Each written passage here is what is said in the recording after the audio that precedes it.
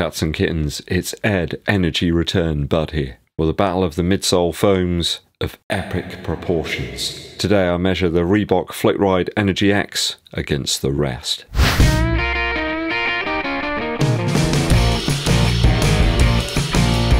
Thanks for tuning in, guys. If you're enjoying the channel and haven't done so already, do hit that subscribe button and click the bell below for notifications so you're notified. You can also help the channel out a huge amount too by giving this video a thumbs up like and sharing this video with your running buddies. Thanks. The Energy X is a real breath of fresh air. Certainly in terms of price, build, comfort and propulsion. I mean, on some 400 meter reps the other day, it felt fantastic at a half marathon pace, which means it would feel good at marathon pace. Certainly for me anyway at the moment, with my lungs that are still recovering a little bit from COVID. But how does it hold up against the other plated and part-plated contenders? First up, it's got to be against the Vaporfly Next Percent 2. I mean, can the REEBOK possibly offer you anything that the Vaporfly Next Percent 2 doesn't? I've said right from the off that the Energy X isn't a Vaporfly eliminator. I think the two, though, can coexist like a sort of symbiotic relationship. I mean, the weight difference is quite considerable. Certainly the propulsive effect of this shoe as well is quite a bit more. The carbon plate and that Pebax midsole here really does deliver a little bit more energy return. It's undeniably that bit more forgiving as well, certainly over longer distances. But the Energy X really isn't trying to be this at all, it's trying to be its own thing. Certainly through the arch and into the heel of the shoe, there's a lot more surface area in the Energy X over the Vaporfly Next Percent 2. There's no way as tight in the arch either, so if you're after a shoe for a marathon race and you want comfort, then the REEBOK will give you it. I can't really suggest the Next Percent over the REEBOK in terms of stability either. I think those who overpronate will perhaps find the Energy X is a little bit more accommodating. It's that bigger base underfoot. I just feel it's going to give you a little bit more stability. There's just more of a landing zone here. Now, that isn't to say that the Energy X isn't a race shoe. I think it could have a slightly more broader cross appeal to a larger section of runners out there. A lot of people pick up the Next Percent and it just isn't going to work for them. I think if you're after a race or training shoe that is for anything between a 10k and a full marathon, this could be a great budget buy. It's only a fraction of the cost of the Next Percent, let's not forget that. In fact, it's 58% the price of the Next Percent, only 58%. I think I actually prefer the outsole of the Energy X over the Next Percent. It's proven to be quite a bit more durable so far. I'm not getting any stones or kind of more sharp rocks getting stuck into the rubber or the exposed Pebax material that sits underneath the rubber here. It's hard to give the award to the Energy X for the upper or the midsole here. For out and out speed and weight, you'd probably want to go the Next Percent, but I still feel this gives you something a little different. This time up against the Metaspeed Sky from ASICS. I think if you're comparing upper fit, the Energy X is positively plush when you compare it up to the Metaspeed Sky. This really is very simple in terms of the upper, much thinner, and there's just a lot less material on top of the foot. The Energy X is certainly more bulky and wider in the heel. There's a lot more cushioning around the heel collar. I mean, that's either going to put off some runners or really attract them depending on what you're looking for in your race shoe. I'll say again, not everybody is going to go all out for the lightest shoe for a marathon race.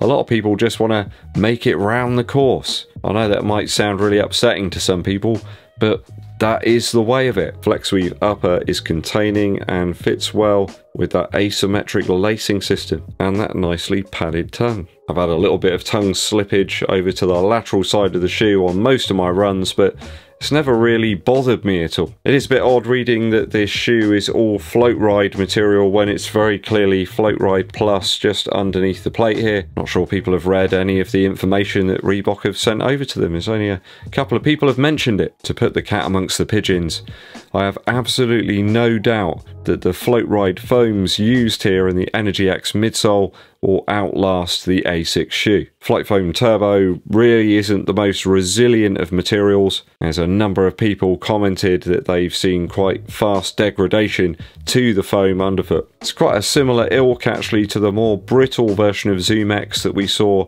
in the Vaporfly 4% Flynet. I am absolutely certain that Nike changed the formula between the 4% Flynet and the Next percent. Just seems a lot more rubbery now. Bobby V would really enjoy the current version. Perhaps even less of a common comparison here between the Metaspeed Sky and the Energy X. I think the Reebok's far plusher and more forgiving of foot strike than the Metaspeed Sky. Again though, is it 42% worse than the Metaspeed Sky? Well, no it isn't. I think in terms of durability, it's actually better than this shoe. How about this time the Energy X versus a nylon plated shoe in the Endorphin Speed 2. Here is the Luke's X-Wing version of that shoe. What a fantastic shoe. Used this one today, in fact. Got it out the box, felt a little bit sad I hadn't used it in a while, and it really did the business for me on a nice, easy run. It's just so versatile, this shoe, and it's so light. Talking about weight, the Speed 2 has a 40-gram advantage in my size over the Energy X. It's also possibly one of the best looking shoes that was released last year. This colourway is just dynamite. I found the Pebax based Power Run PB foam to be very durable, yet this one is coming in a touch more expensive than the Energy X at 155 big ones. Now, is the extra £25 worth it? I mean, what do you get for that? Let's not forget that many people have enjoyed using the Speed 2 as a marathon trainer and racer, as proved in my viewers' shoes of 2021 video. There's actually quite a bit more flex in the mid to forefoot of the Endorphin Speed 2 than the Energy X. Let's not forget that there is a nylon plate here rather than a carbon plate. Maybe that is the reason that a lot of people really enjoy the Speed 2 over lots of other shoes out there. It's just a little bit more forgiving, not quite so rigid. I have to say though, the Floatride foam here feels quite a bit more squashy than the Power Run PB that we've got in the Endorphin Speed. I do find the lightness of the Pebax pellets used in the Endorphin Speed 2 though make a big difference to how much energy return and that kind of pop and spring that you get from that shoe. Also makes me consider the similarities between the Endorphin range of shoes that use the Power Run PB material and the Next Nature version of the Alphafly. Kind of using those Zoom X scraps to build up the midsole, but like gluing them together rather than kind of compressing them all using an autoclave. I'll always have a soft spot for the Endorphin Speed line of shoes from Saucony. Just find the versatility quite amazing. There's no other shoe quite like it. It's not perfect though. I'd suggest the outsole could do with a change, and with the third iteration they do appear to be veering away from that winning formula. I do think it is a bit of a close call though between the Endorphin Speed 2 and the Energy X. I think if after a compressive ride with lots of impact protection, I think both shoes could work out for you.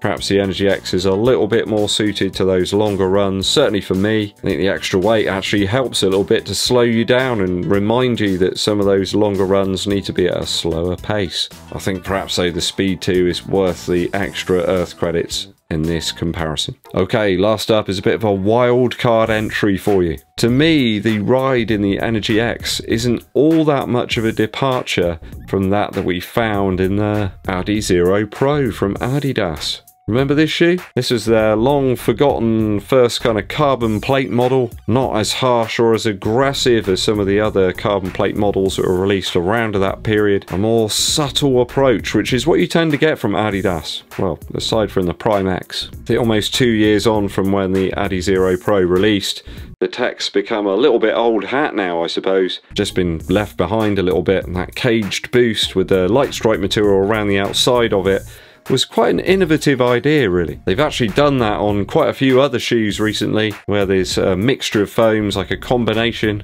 a sandwich you could say. I think the Floatride material used in the Energy X is a little bit more compressive than the light strike and boost we've got here, although strangely a little bit like a boost alternative, I suppose. When you look at it very closely, it is sort of loads of crushed up pieces all mashed together. Close sensations in the forefoot plate can be found in both shoes here, with a little more pop and zest the more energy you throw at it. Strange that there's two companies there with a real connection, Obviously ADIDAS owned Reebok for some time. They're now moving apart, but there's such a close match between two of their shoes. One area that the ADIDAS does excel in though is in the outsole, and that is often the case these days. I think that quick stripe outsole in the forefoot and midfoot there really does seal the deal. ADIDAS are the true kings of the outsole right now.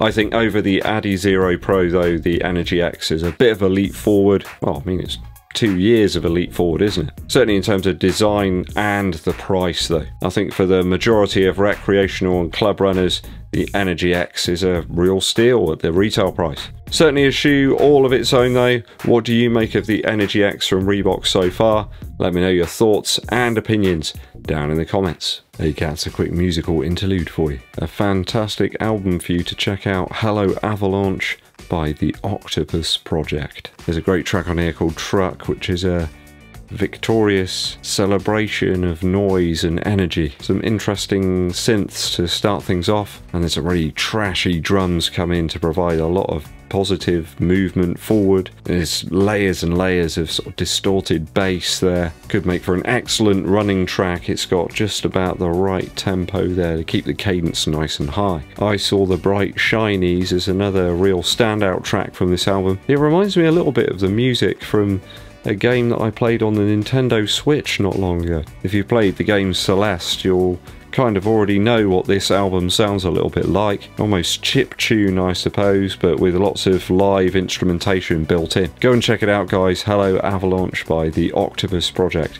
I think you might enjoy it. Well, some of you might. Thanks for sticking with me to the end of today's video. I hope you enjoyed it. If you haven't done so already, hit that subscribe button, click the bell below for notifications, and also give this video a thumbs up, like, and share it with your running buddies. My name's EDDBUD, and I'll be seeing you